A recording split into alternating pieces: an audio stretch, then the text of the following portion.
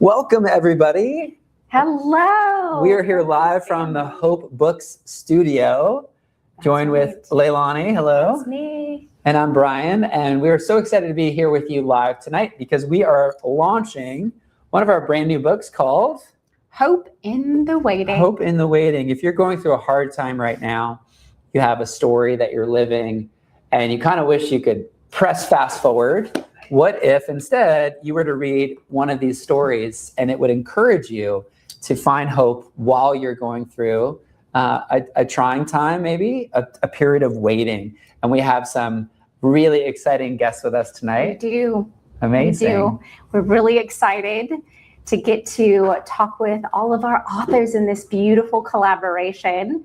And we're excited for you to be able to participate. That's the point of having a Facebook Live. So everyone watching, if you wouldn't mind now and throughout this time, dropping some comments and sharing some love, it really encourages our authors here. That's right. And we're so proud of our authors who have all contributed to this collaboration. Authors, give yourselves a hand. You're here. We're live studio audience, friends and family supporting as well. And Leilani will be talking to each of our authors about their story and what they wrote in this amazing book. And we're so glad that you could join us tonight. Yeah. Let's do it. Without further ado. Okay. Yeah. Okay. Awesome. So, first up, we have Linda Berg. So if you don't mind giving a round of applause for Linda.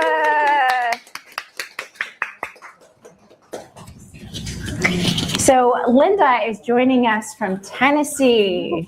It's good to see you. Good to see you today. Well, thank you for the invitation. Absolutely, Linda. So tonight's it's more than just a gathering. Mm-hmm. It's really to hear your voice and your heart behind what you wrote. Something that I would love for our audience to hear about you is just a little bit about you and your chapter. Can you let us know a little bit about you and what you wrote? Okay, the title of my chapter was God Works in the Waiting. And I really told the story of my marriage. It's a long story because my husband announced to his mother he would marry me when he was 7 years old. And that began the pursuit. It took a while, but we got there. And there were times in that story that there were real struggles in our life. And sometimes when I was waiting for what I thought would be a more fulfilling and God-honoring marriage to take place between us, it was hard to see the potential of that. Mm-hmm. There were times that were very difficult seasons, and there were times when the waiting was overwhelming.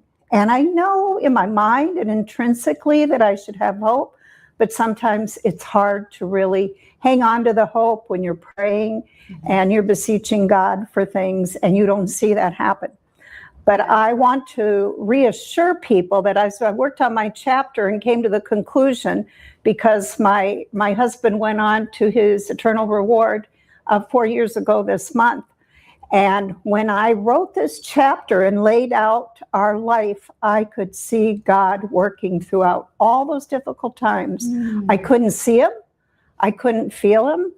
And yet when I look back on it, it was obvious that he was working behind the scenes to bring us to a place of unity in marriage and service to God in the latter years of our life. Yeah, I really, really love that. Can you tell me more about what that meant to you and during? During. Sometimes there was anger because I didn't see any movement. Sometimes there was wallowing. Why me? Which is just ridiculous. All of us suffer with something. All of us struggle with something. Yeah. There was impatience because I wanted it on my time. There was frustration because I wanted it the way I wanted it. And I don't apologize for those things because I think those are human things when you've got a marriage that you feel is not honoring God. And that was my whole purpose in life when I married Those are normal human emotions to feel and frustrations to have. And I had a faith, but sometimes I didn't always trust God that it was going to work maybe the way I wanted it. Yeah. But when I look back on it, the blessings I got, the surprises I got, actually, the surprises for where God took us. We were farmers in northern Minnesota, dairy farmers in our early years. And the latter years of our life, we worked as missionaries in Mexico. And many people were brought to Christ, not because of us, but because of the word of God that was planted through our time there in many lives. And who could have ever have guessed through those difficult times in the early years of our marriage, that would have been the end of our story. Yeah. Yeah. I mean, dairy farmer and missionary, you would know the value of a hard day's work. Yes. What is something that you would give to our readers and our audience that would help them while they're sitting on the bench and hope in the waiting? Keep waiting. Keep trusting God, even when it doesn't come easy. And if you struggle with it, go back to the Bible and remember and find out who God is. Look at who he is. Who is he? And what does he provide for us? And that will help you keep moving ahead. Sometimes when you don't even feel it, when you don't accept the assurance that God is there working for you, go back to the Word of God and see how he helped his people over and over. And then remember the times that he has been there for you. Yeah. And be intentional about looking for him. Sometimes we just trot through life and we don't pay attention to what God is doing and what he's placing in front of us and what he's challenging us to, which really brings us into a more perfected relationship with him and a better ability to be the image of Christ for others. Stay in the waiting. Okay, you've been with us this entire day. We've had a lot of fun. We have done a podcast together. Yes. We've shared a meal together. Yes. We're doing the Facebook Live together. Can you tell me what is a golden piece of nugget that you would give to someone who is watching, who maybe has had a dream in their heart to write? What would you give them with your experience with writing and a collaborative book? What is a golden nugget that you would give to someone who may be thinking about writing? Just do it. Just do it. And Very simple. And my life story, if you read it in this book with my husband, was full of a lot of discomfort. I was a city girl when I went to be a farmer's wife.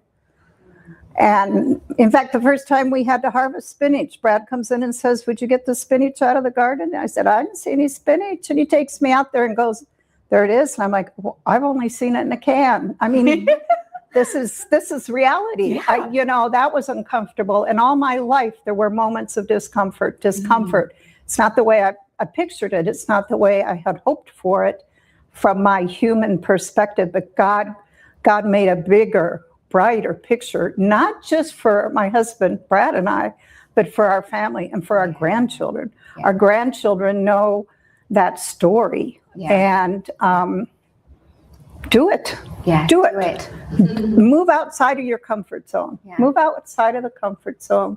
Everybody has a story. Everybody has a story. I love that, Linda. And what a legacy. Linda just told us earlier, what was it? You have 29 grandchildren. Candace Moss, so proud of you, Mama. Oh, Candace. Yes. Michelle Herkley Harder, congratulations. Thank the Lord for your testimony. Oh, thank you. Thank you for sharing. We truly are grateful that you chose to write with Hope Books and that you offered your treasure here in Hope in the Waiting. So Thank you. Thank you so much. It was a blessing to be with you all. Thank you. Thank you. Okay. Up next, we have someone truly special. And her name is Kim Spencer. Can anyone who is on the live drop some comments in our side here? Can we make some noise for Kim? Hello. Hello, Kim. Hello It's again. great to see You you in too. your beautiful blouse that you have. Thank you. today. Yes. Kim, you are such a delight. It has been so fun to get to know you. You are too. Oh, thank you. Make it easy. Tell us a little bit. We'll start with, let's see. Tell us something fun about you. that our audience, that would be good for our audience? Oh gosh, I like to salsa dance. Salsa dance. Mhm. That is amazing. Yes, I like Do you to salsa. salsa with your husband, John? Only with my husband. Oh, yes, because it's very. No other salsa partners. So we'll be checking your Facebook as after this live to see if you and John. No, I don't put it on there, but Okay. we like to go out to different places and dance and That. just love to go to the beach. That's Yeah. something that I love to do. Go to the beach. I like to thrift shop. Oh yes, Mhm. me too. I really enjoy that. I like the hunt, treasure hunt, and Yes. finding the little, oh, look at that. And then I like to look it up online with the Google camera and see, That's next you level. know, that it's worth something, or just a fun little just like a little treasure, like a little bird. That's kind of the sparrow name too. I just like to find little things and bring them to the house and put them in Okay. our nest. Okay, So I'm going to segue into thinking of treasure. What is the treasure for in your writing that you hope that our readers will receive? Whether that is a theme or a sentence or a prayer. I would say what I hope they'll see is the goodness of the Lord in all situations. Because the idea behind the book to me was that you're in a situation where things aren't working out the way you had planned, the dreams you'd had, the dreams for a life, or just for this particular one situation. And that God is bigger than that dream or that hope, because he's enough. And that we can count on him to be enough, even if the answer we get isn't the answer we thought we wanted or needed. And also that we can trust him, that he can see down the road in a way we can't. I don't do well with that. I like to kind of know, I like to plan and, be in the driver's seat, if you will, but that he actually knows next week, next year, next month, and that he is good, Yeah. that he's good. And if you don't believe that about him, it can be really hard in these deep situations to think, well, why would he let this happen? Or I don't understand, or, he's not good, or he doesn't love me, or he's not fair. But if you know he's good and you can trust that, and to what Linda said, in your Bible, or through songs, or through encouragement, or through fellowship with other people, or reading other people's work, if you can hold on to that he is good, Yeah. and that the situation may not be, Yeah. but that he is. God is good in the wait. He is. Yeah. He's great all the time. What has it meant to you to write in a collaborative book? It wasn't something I'd ever heard of doing before. And I shared this morning that I was having my oil changed, and I got y'all's email, and it said, write a couple sentences. And I'm like, well, I'm sitting here waiting for the oil to be changed. What I got, 5-7 minutes. So I wrote the first couple sentences of the chapter that I wrote, and really didn't think a lot about it, because I thought, I'm just going to write this. I'm just sitting here. I didn't keep a copy. And just sent it off, and then heard the next day or two that y'all, wanted me to try to do something for a chapter. It just meant a lot to see that come together. And then I think for a lot of writers that have never written before, to see it on a page. Yesterday, I opened it up on my phone with my youngest son, who's in his 30s. And I said, come here, I want to show you something. And it was just so exciting. Maybe one of the most exciting moments for me personally as a mom, to open up my phone and say, and he didn't know what I was showing him. He didn't know if I was showing him, a new car or some bagels or something, and I showed him, and he's, and I said, I'm in this book, and I was on my phone, and he said, oh, what? And then we found, through the, my name, and I showed him the chapter and stuff, and his face just lit up. And it was just so wonderful to share that with somebody I love so much, and to know. And I've told my other two boys and their wives as well. And they're just super excited for me. So I've just left the outcome of it with the Lord, what he chooses to do with it. Some of it I probably will never know in my lifetime, that somebody picks this up at a, I don't know, their home or an estate sale or a thrift store. And they're like, oh, I love all this about this book. And look, that one little line right there. And that's my hope, is that might touch somebody the way books touch me. Books really touch me. The Lord speaks to me through books. And oftentimes they are ones I just picked up and I, toss it over there. And 4 months later, and John and I will read to each other. My husband and I read to each other. And a lot of times I'll say, can you believe I found this 6 months ago? And this is exactly what the Lord needed to say to us today, or so I believe. And I believe the Lord is like that. Yeah. I believe he cares so much about us individually, and he knows us, and he knows what we need. And that's really what this is meant to me, is to just see it on paper, to just step out in faith and put it down and then release it. Well, thank you. So, Kim, before we close out our time together, I would like to ask you, for the person who is comparing themselves as a writer to other writers sure. and thinking, I have to have the timeline down, I have to be super organized, it has to look a certain way, what would you say to them? I'd say that I understand completely how that feels. And even in the last couple weeks and months during this process, in referring to this, I've said, I'm no Hemingway. And I say that because, that's a name people know, the writer Hemingway, or whoever the person comes to your mind is. And he's not my favorite writer or anything like that. It's just someone that has made it in the writing world. But what I've come to know and what the Lord's shown me is that that's not who He called me to be. He called me to just be Kim. And there's a story of things that have happened in my lifetime that He has used and worked together for good. And that's really what I was trying to get to in the chapter, is that life is not always good. It really isn't, because we live in a fallen world. But that the Lord will take those things and He will work them together and bring out good for His purposes. And that has really encouraged me as a person. And I would say to the writer at home who's thinking about it and thinking, oh, I'm not good enough, or what if they don't like it? I would say, kind of like what Linda said, just step out and give it to the Lord and just say, will you help me? And He will. He really, really will. And you don't need to be anybody but yourself. And if you feel you have a story and He's gifted you with that and He is calling you to do that, just one little step into that, one little pencil writing on the page, and then just see where it takes you. Yeah. Okay. Well, thank you so Sure. much. Thank you. Absolutely, Kim. All right. And Kim's actually local to Charlotte. So it's been wonderful to see someone who's close to home. Next up, we have Julie Davis. Can everyone give a round of applause to Julie?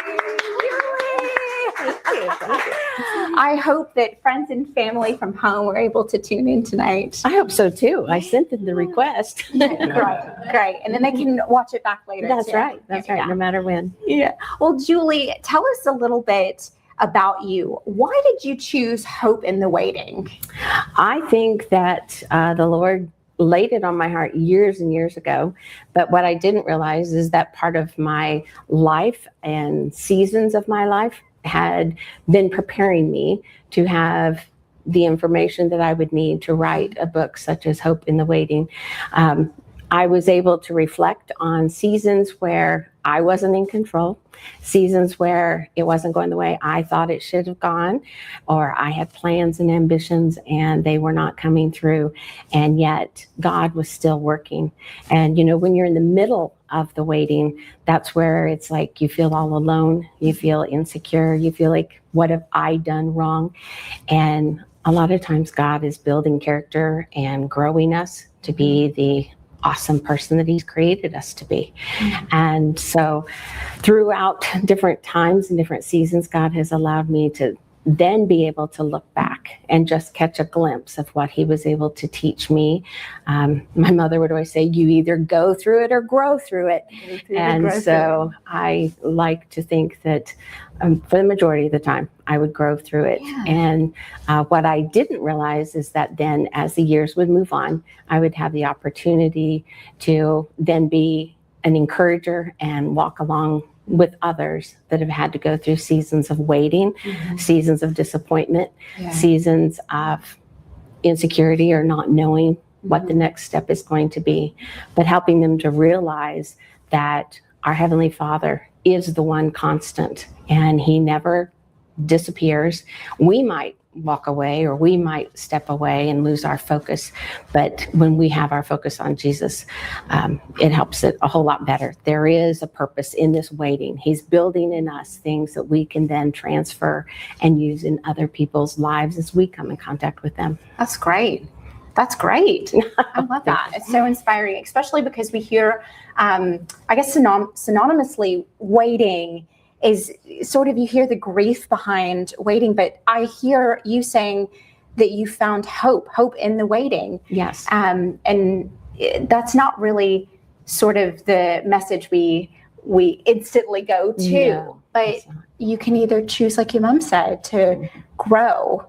So I really appreciate that. One thing I was thinking of as you were saying that, you said that you've had this dream in your heart for quite some time. What was it like for you seeing this, having this dream of writing and writing from what the Lord's put in your heart and to your hand? What was it like seeing these words in a published piece of work? I felt very unqualified to be able to hold something so professional and such good quality, and to realize that my little moments of writing out what was going through my mind, not understanding why, but just writing it and giving it almost as a prayer to the Lord, saying, Lord, I don't know what's going on here, but I do know that you're still in control. And you haven't been knocked off the throne yet. So I'm not going to be the one that will ever do that. God is on his throne and he has a purpose. And I can either choose joy through the waiting, or I can choose to live day by day more discouraged. But the hope, the purpose, realizing that God does have a plan, even when he doesn't give me the information ahead of time. Yeah. Would you do it again? Would you write with us? Write the book or go through all the seasons of waiting? Would you write in a collaborative book again? I would definitely consider it and write again.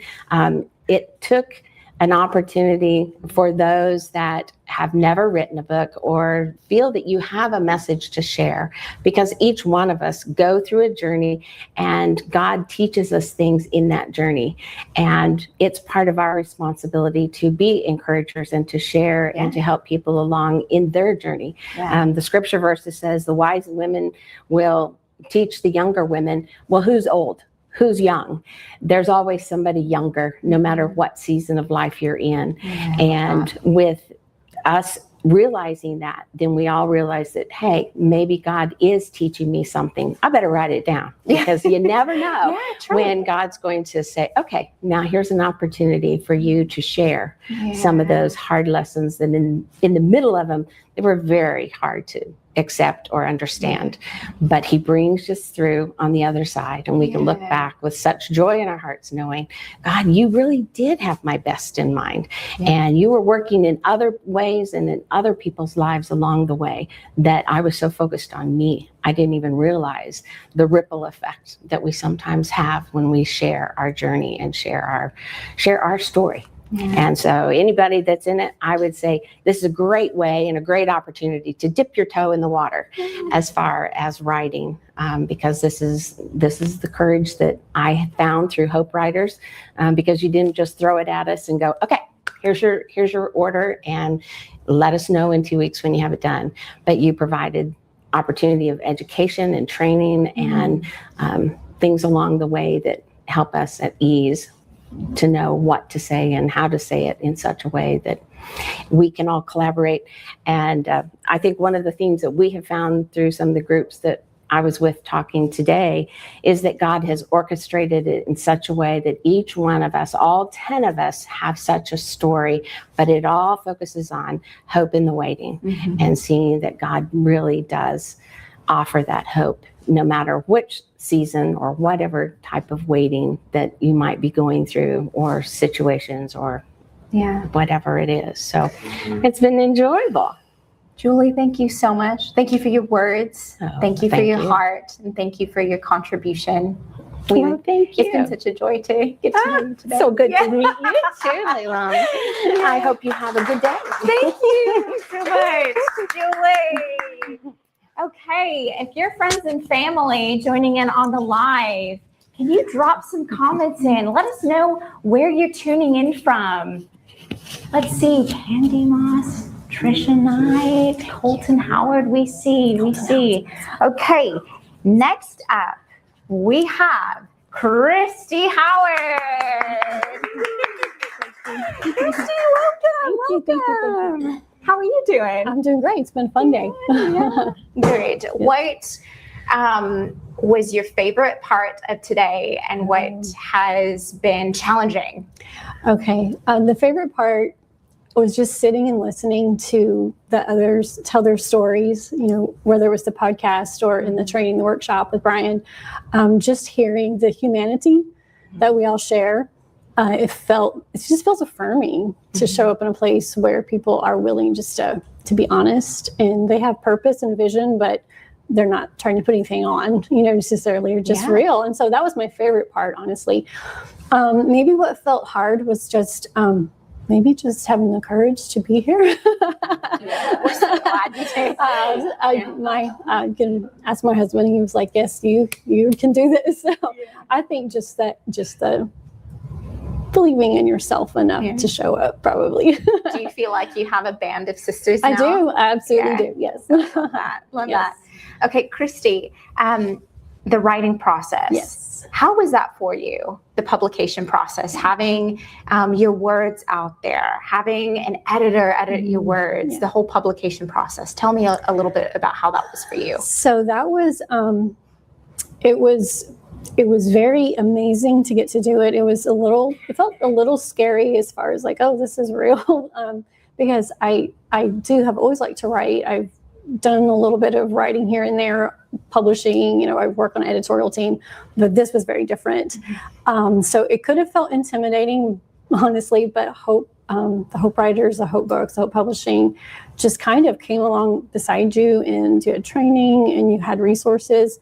So it felt very doable, and like you weren't doing it by yourself, and then you kind of focused on your story and what you were an expert at, and that's your life, and stewarding that. So it was a really neat learning experience, although I felt a little bit, like, oh, do I really know what I'm doing? Well, no, I don't. That's why they're helping me. So it felt very, I felt coached through it. Great. Christy, tell me about your piece in Hope in the Waiting, your chapter. Okay. I don't want to give it away. So if there's something that is stand out that you would like the readers and the audience to know, what is something that you would leave with them? Okay, so my chapter is called A Grace for the Slow Healer. And I guess what I would leave with, the readers who might be, maybe you know me, maybe you don't, you're like, why would I read it? But I was a pastor's wife for 20 years. I'm a chaplain now. Vocational ministry has been my life. And I felt like what I struggled with were things I wasn't allowed to struggle with. And I sure wasn't allowed to talk about, anxiety, depression, and mental health, taboo. And so just for someone to know, if you pick this up and read it, it's real, it's shared humanity. It really doesn't matter what you are or aren't supposed to experience in life. If you do, you do. And that there's grace for that. It's okay to just give yourself permission to be where you're at and have hope that it's going to get better and that you're going to grow through it. Yeah, having permission. Yes. I think that's so encouraging too, having permission to share. So tell me a little bit about vulnerability and writing.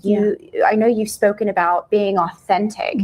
What for you has been the piece of I want to be vulnerable, but do it in the way that is going to help readers? Yeah, I think it's a good question, especially I just think in our culture, the younger generation is hungry for transparency. There are generations, including mine, probably that wasn't something we were comfortable with. And especially coming from, vocational ministry, like it's kind of a tightrope to walk. How honest can you be sometimes as far as transparency, and are you safe, that kind of thing. So I think what I know, just thinking about what has helped me just as a woman, especially in those times where I didn't feel like I had anybody to talk to necessarily. Who could I, who can help me? Who can I talk to this about? I would read a blog, I would later hear a podcast or pick up a book. And I knew that it was honesty and vulnerability that spoke to me. Yeah. And so feeling like if I was sitting across from a friend or just someone I didn't know who was coming to me and saying, hey, I'm struggling, what would I be willing to say? How can I say it in a way that it's sharing my story, but it's drawing you in where you have an invitation to feel real. And so it is my stories, it's our stories, but it's not about us. It's about hope that translates to every person. And I think that's what kind of I tried to sift through, like, what do I want to share? And how do I want to share it so that it feels like it's not just my story you're reading. It's, you're a human, I'm a human, we're in this together. And that's the kind of vulnerability that I think makes a difference. It's not just complaining or whining or saying this is a bad thing or this is how what I struggled with, but this is how I struggled and how God helped me get through it. And that you're not messed up if you're struggling. You're just a human. Well, thank you so much for your words and slow healing. I think that that is so encouraging for people who maybe have had gone through similar journey. Last question before we move on. What is your number one top writing tip? Oh goodness, write something every day. Write something every day. Journal, letter, something. That. And in the comments, we have Jeremy Howard. So proud of you, Christy. Oh, Lots thank you. of hearts, lots of love. Yeah, you're amazing. Go, Christy. Yay. Thank you. Yay. Well, thank you so much, so Christy. much. Thank you. Absolutely, Christy. Okay. I love seeing the comments, love seeing what you have to say, the encouragement. It really means a lot. And not only that, is that's why we're hosting these lives. It's to be able to engage with fellow writers and family and friends. So this is it's a collaborative book, but it's actually collaborative with the Facebook Live. But next up, we have none other than Linda Dingledon. Woo! It's so great to Thanks have for having me you. here today. Absolutely. It's been a fun day. It has. Fun day. Linda, I felt like I've known you longer than today too. I feel like we've just been able to crunch so much goodness in such a short amount of time. So It's been a very good day. Thank you. good. Thank you. Linda. Okay, we'll jump right in. Tell us about your piece and Hope in the Waiting. Okay. I had the opportunity to write chapter 5, in times of uncertainty, living fully present. Yes. And waiting is hard. And there's times in our life that the waiting room is not pleasant. It's full of adversity. It's full of suffering. It's full of struggle. But I feel like that God is giving to us a divine invitation. And he says, come. Come in the waiting room. Don't run from it. Don't wish it away. Don't try to escape it, but come and sit in it because I'm here.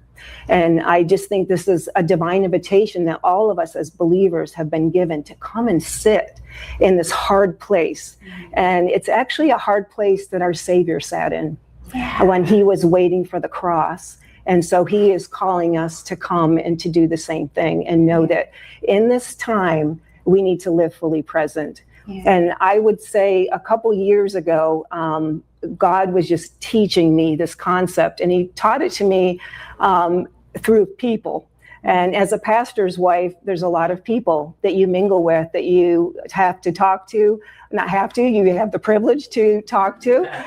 But sometimes people are hard. And I had been at a women's conference, and the conference was over, and I stood up to leave, and I saw this woman who I did not know. She was not from our congregation, and she came flying down the aisle toward me like, a bee to honey. And I'm like the introvert that was like, let me dodge, let me go behind the row. Let me just turn around, act like I didn't see her. And in that moment, God said to me, live fully present. And I have taken that concept in my life, even coming here today. It wasn't just about this launch. It was about traveling 11 hours with a friend to come here. And so how do we live fully present? And so when we're one-on-one with somebody, or we're in a group, or we're in an occasion like this, whatever, how do I live so it's for you? It's not about me. But how do I minister to you? How do I give to you? How do I hear your heart? Instead of like, when's it time to go? Or why are they continuing to talk? Or why are they unloading all that on me? But to live fully present. And so as I thought about writing for this chapter, I just realized that God had taken that concept in my life, taught it to me through people, and learning to love people as Christ has loved us. But he says, now, Linda, you live in the wait, you live in the hard place, you live in the struggle, the adversity, the uncertainty. And in that moment, I'm giving you this divine invitation to come and dwell with me, to be with me, to be present with me. Because if we wish away a situation, or we try to escape it, or as women, we try to solve it and figure it all out, we're missing out on the character of God. But if we don't know the character of God, we're not going to want to sit in that waiting room. But it's there that we're going to learn who he is and who we are. And I would just say it's a time when we need to reflect on the promises of God. And it's a time when we also need to pray scripture. That's a passion of mine, is to pray scripture during those times, because I think there's things that we can do while we're in the wait. Instead of trying to always sort it out, figure it out, wish it away, run away from it, but to sit still in it. And I think if we do, we're going to really learn some important lessons about ourselves and lessons about who God is. And I opened my chapter with a really difficult waiting room. Throughout the chapter, I talk about a lot of waiting rooms, but this waiting room took me to the Cleveland Clinic, and I'm sitting in the Taussig Cancer waiting room. It's a huge waiting room, and it's a waiting room that you sit there and nobody wants to be there. You're either there with a friend or you're there for yourself, and you're waiting to hear a diagnosis, or you're waiting to hear a treatment plan. You're wondering, is my life over, or is it, going to continue on, whatever. And so it's in that waiting room where I start the chapter and end the chapter. And before I got to that waiting room, I felt like once again in that trip, it was a 3-hour trip to get to Cleveland Clinic for my husband and I, and we sat in the parking garage, and I just said, it starts here. It starts right here in our car before we ever step out. Can we live fully present? That whatever that diagnosis is, whatever the answer is, whatever the doctor's going to say, can I live fully present in it? And I am so grateful to have made that choice prior to actually getting into the waiting room, because when I got in, it was not the diagnosis that I had hoped for. And when the doctor told me that I had non-Hodgkin's B-cell lymphoma, I'm like, what is that? And now what? What's my life going to be? And many times through treatment and through difficulty and through pain and suffering during those months of treatments, God took me back to that parking lot where I made a choice prior to the waiting room. And so I think it takes going through some waiting rooms to get to that place where you go, okay, before I even open that door to go into it, I'm going to be present with you, God. And that's what carries you through. I don't know how you do without it, to be honest. I mean, that's inspiring. I feel so ministered to. One last question. Who do you hope that your chapter speaks to?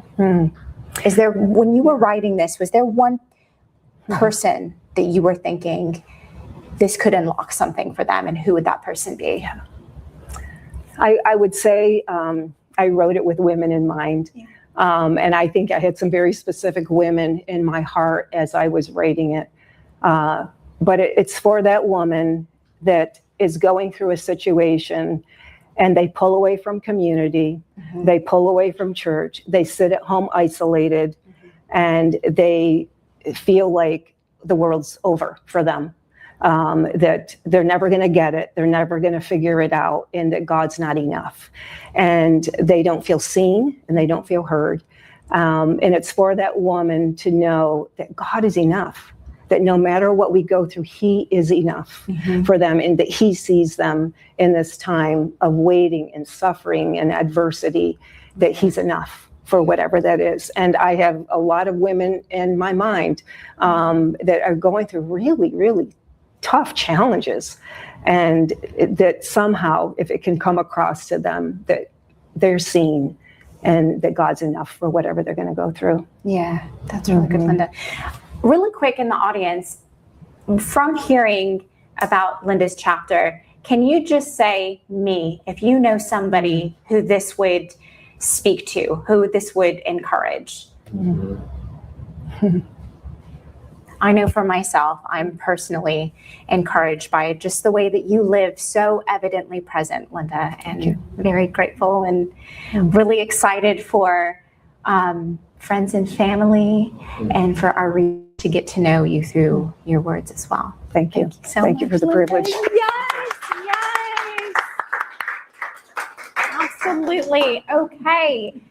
So these have been the most amazing not just stories. This has just been an incredible experience to be able to get to hear from our authors here.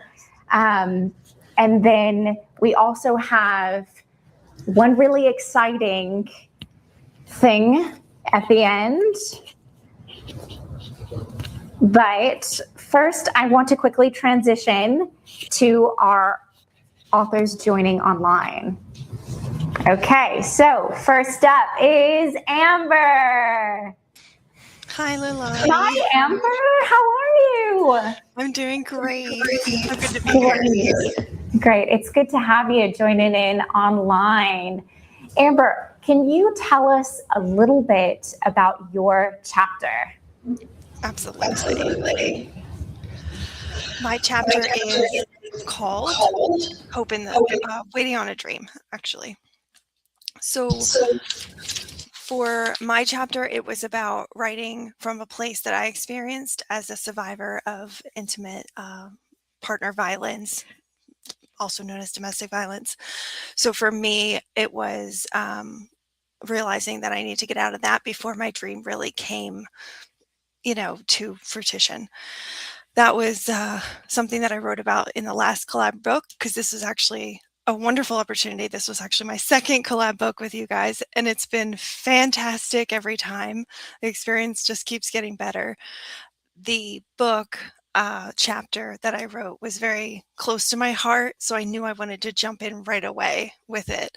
I knew right away that this was definitely something I wanted to be a part of, because the waiting process has been again and again throughout my life, maybe different circumstances, but each time I've definitely recognized that, oh, I'm in a waiting season again. Yay me. So my chapter I wanted to share that other survivors, they're not alone, and they also have a voice and a story to tell as well. And sometimes maybe you need to get out of that situation for, your voice to be able to be heard again, because definitely sometimes it's dampened within those situations, and it's safer to stay quiet for sure. But once you're out, then you have a voice too, and it can be heard. Yeah. Wow, Amber, just the courage that you have gone through your life experience, and then choosing to share something that's been such a challenging season for you.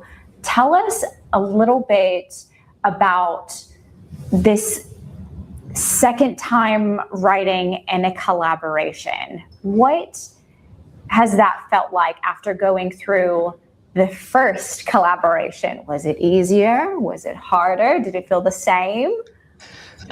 That's a great question. The first one, I actually came in a little bit late. There was a couple spots open, and I just took a risk. I can't talk. Put my application out there. It got accepted, and I was like, what?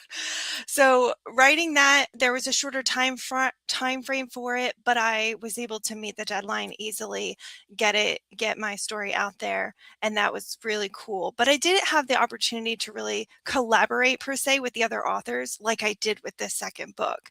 So that was one of the things that was different. Was I got to share some of the reading some of the other authors' chapters. I loved that. Getting to really, give some feedback. I felt like I was giving some of my, knowledge base, like, oh, try this or that. And that felt more like a collaboration for sure. So this time I got to experience a little bit more of that collaboration. Between the two chapters, very difficult to write about for sure, but this one was actually harder, I think, because like I explained it before, it's a constant cycle. I'm going from one waiting period to the next. It may just be that, oh, well, that one's over, but I'm waiting for this now on another scale. It just depends on, which circumstance it is, but I feel like I'm constantly in that waiting game. Yeah, so you're writing this about was something. harder. Exactly. Yeah. So you're writing through something that you're still experiencing. Absolutely. But you've gone through, but you're still experiencing as you go. How was that for you as a writer? Like, is that something that you felt like you naturally pushed through, or have you had encouragement or teaching or coaching to help you in that? One of the things I found very valuable about this collaborative book was the editor's feedback. I wrote it, I let it sit. I went back and read it again, I let it sit, and then I was like, all right, deadline's here, submit it. I feel pretty good about it. And she came back with very solid feedback. And I was like, yes, that's what I needed. I know what, and I knew what I needed to do, but I still did it. And I still had to play that. Okay, read it, write it, let it rest for a day, come back and look at it. So that, again, was that difference between last time where it just seemed to flow out of me and there was minor feedback. This time was like a lot harder, but I felt like I needed that. I needed that because I was like, oh, there must be something hiding in here that doesn't want to come out. And I definitely think that that's what happened. You know, as I rewrote it, things started to surface that I realized I was not really letting out that needed to be shared. Well, I am so glad that our editing team served you well. That's what we're here for. Well, Amber, thank you so much for sharing a little bit, and we hope that we get to write your full novel with you. If you want to give a round of applause, drop some comments for Amber. Yes. Okay, next up we have Trisha Knight. Trisha, where are you joining us from? Idaho, where there's cows and farms and a lot of space in between. Yeah. Oh, Trisha, tell us, what was it like for you writing about hope in the waiting? Oh gosh, for me, God seemed to have placed a lot of waiting in my life in long stretches, and I couldn't fit it all in. So I had to condense it down and get to that, that specific place, the way your heart feels, the way you walk through life, those parts. Yeah. How was the process of going through Hope books and writing in a collaborative piece? Oh, I love it. I've been so excited since I came across Hope books. I did one devotional and then I did a chapter. Now I'm ready. We're going to do my book. And I continue. I also have a couple of people who are joining into Hope books and so on. And it's just wonderful because you have that backing, you have that support system, and you have, if you need a question answered, they already know the answer. So it's just wonderful. I love it. Yeah, great, Trisha. Is there one piece of advice that you could give to, let's say, our readers or even our authors here, because this isn't your first rodeo? What would you say if our readers are thinking about joining Hope authors to write a full book, or if our authors here are thinking about writing a full book? What's a piece of advice that you would give them with your experience?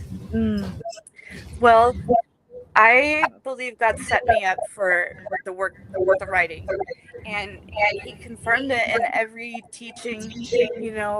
Brian would speak about the Word, and that's just one example. God's in it, and what the biggest thing is God created our voices for specific people, and if we don't put down on paper what those are, then we could be losing, someone could be losing their only hope because your words aren't there. Yeah. And I don't want that to happen. Yeah, we don't either. Well, thank you, Trisha, for choosing to work with us and for being in our corner. We are certainly in yours, and we love that we get to write your full novel with you. And next time we hope to have you in office as well. I know, a list is starting to begin. Yeah. Oh, Trisha, well, thank you so much. Let's everybody give a round of applause to Trisha. Okay, well, I know that we are coming towards the end here, but I actually have a wonderful surprise. Today, we have an author that has joined us from Miami, Florida, And we have none other than Christine Martinez with us here.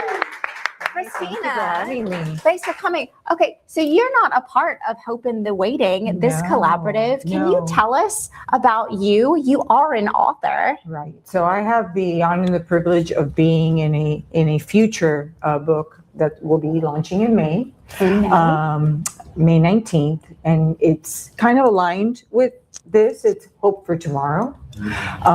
So I think that the message that I've gotten from today is that while we all hope in the waiting and we don't really understand the why, the hope for tomorrow will come. That's right. Okay.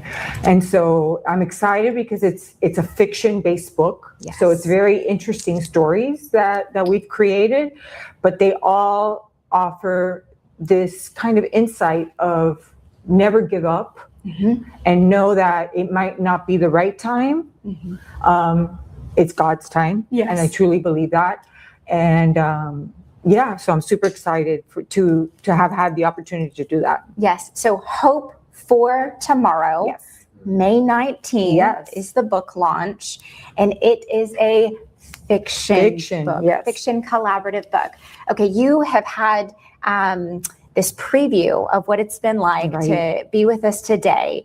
What is something that you would like to share with our audience who has no idea what we've been doing here today? What was something that was a highlight for you? So the highlight for me is always meeting such a diverse group of people that all have a common theme. We all believe that our lives are really in God's hands, and that although it may not seem that He's always there with us, He is. And sometimes He's just waiting for you to open up and allow Him in and take over. And so for me, the opportunity has been amazing to meet this amazing group of people, to learn from them, to read their books, which inspire, I think, other people who may or may not, want to collaborate or want to write. I think for me, the most important thing is that I suffer a lot from imposter syndrome, and I thought I could never do this. And I love to write. And an experience that I had kind of catapulted this opportunity. It started with submitting a short prompt.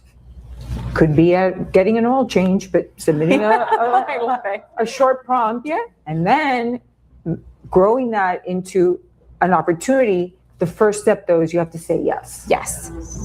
And once you say yes and you're committed to it, gunning through it. And I think that my kids, who are my greatest, cheerleader and supporters, have always said, Mom, we're so proud that you did this, and just the fact of things to come. And I think it's been an amazing opportunity. We look forward to working with you guys again and soon. And your sons may be watching right now. I hope. I told them to. Yes. And I just want to say one last thing. Yes. Today is my father's 93rd birthday. Yes. I want to wish Papi happy birthday. Happy birthday. Feliz cumpleaños. Oh, you got it right. Yes. Feliz cumpleaños. So again, looking forward to our next meeting. Yes. Here on the 19th, and for our next group. But this is such a great entry into the next collaborations to come. For tomorrow. Yes. Yes. Well, thank you so much, you. Christine. Thank you for having me. Thank you so much. All right. Well, this has been so lovely to have our audience here, to be able to get to know the voices and the hearts behind Hope in the Waiting. Now I have Brian Dixon back with us. They did it. Let's give Yes. one more hand for all of our amazing authors. And if you've ever thought about writing in a collaborative book, you just go to hopebooks.com/collab. You can see our upcoming collaboration book opportunities, or just reach out to our team. Just go to hopebooks.com. But once again, we just want to give a huge shout out to our families and our friends that have supported us along the way, the Hope Books team, and also to our amazing authors. Have a great night. We'll see you next time. Bye, everybody. Bye.